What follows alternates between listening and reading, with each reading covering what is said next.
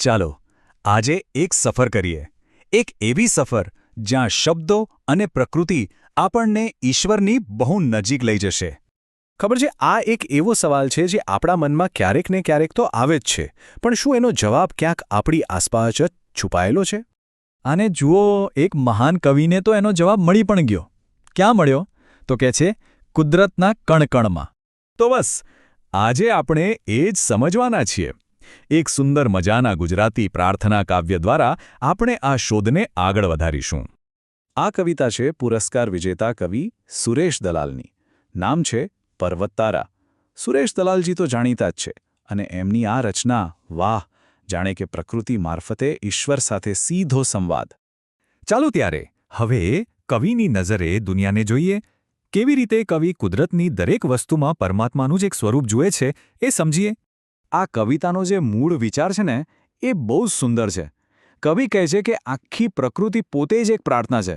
એટલે કે કુદરતના નાના મોટા દરેક અંશમાં ઈશ્વર વસેલો છે. બસ જોવાની દ્રષ્ટિ જોઈએ. અને આ વાતને કવિ કેટલી સરળતાથી કહે છે. હે ઈશ્વર, હું તને જોઉં છું ક્યાંક ક્યાંક ને ક્યાંક. મતલબ કે ઈશ્વર કોઈ મંદિરમાં, મસ્જિદમાં કે કોઈ એક જગ્યાએ નથી. એ તો બધે જ છે, અહીં, તહીં, સર્વત્ર. તો કવિની આ દ્રષ્ટિ ક્યાં ક્યાં પહોંચે છે?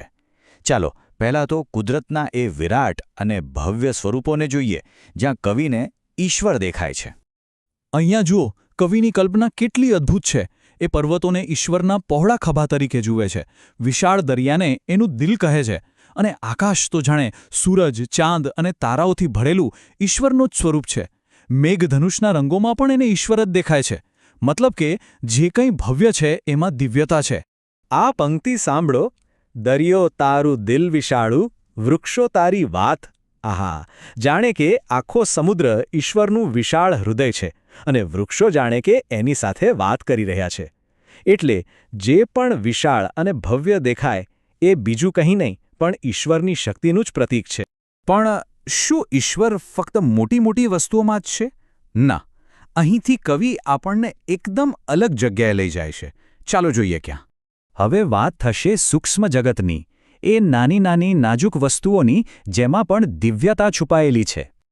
કવિની નજર હવે ઝરણાના મીઠા અવાજ પર પડે છે, ફૂલોના રંગ અને એની મહેક પર જાય છે.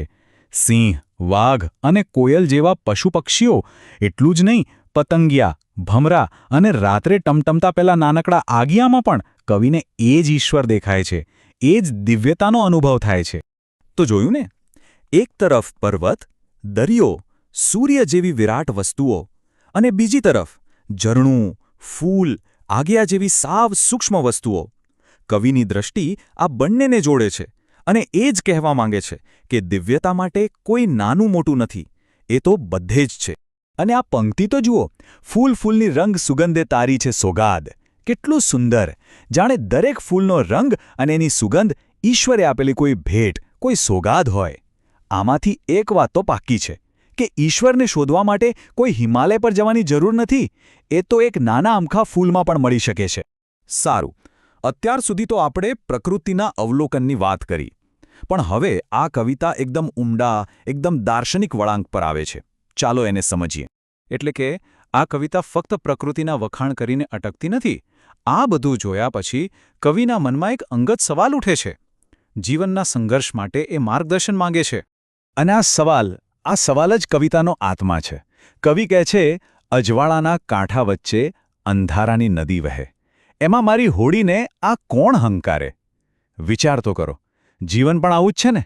એક તરફ સુખનું અજવાળું, બીજી તરફ દુઃખનું અજવાળું, અને વચ્ચે વહે છે અંધારી નદી. કવિ પૂછે છે કે આ અંધારામાં મારી જીવન નૌકાને કોણ પાર લગાવશે? કોણ છે જે એને હંકારી રહ્યું છે? કવિ તો પોતાનો સવાલ પૂછી લે છે, પણ આ વાત આપણને પણ વિચારતા કરી દે છે. શું ખરેખર કુદરતમાં, પ્રકૃતિમાં એવું કંઈક છે જે આપણને જીવનના આ અંધારામાં માર્ગ બતાવી શકે, જે આપણને સાચો રસ્તો દેખાડી શકે? આ સવાલ સાથે જ આજે આપણે અહીં અટકીએ છીએ.